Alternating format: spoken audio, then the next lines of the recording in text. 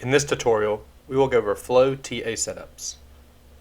So whenever you log into TradeUI and you click on Flow TA setups, this window will appear. It'll show you three different things: the timestamp, the ticker associated, and the setup.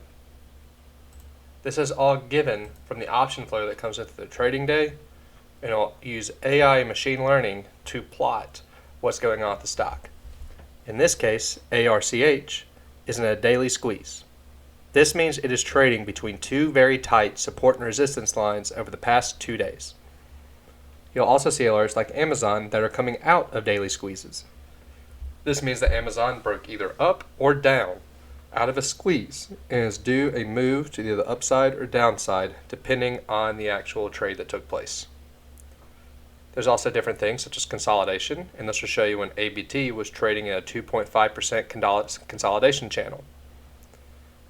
So almost imagine these squeezes get ready for a pop, and the longer the squeeze, the stronger the pop will happen whenever you take a trade. In this case, we have a weekly squeeze of 25 weeks for Zoom, and it's coming out of a daily squeeze. You also see we have another ticker here, XOM, and it'll show you when it's about to break out of a certain support and resistance zone.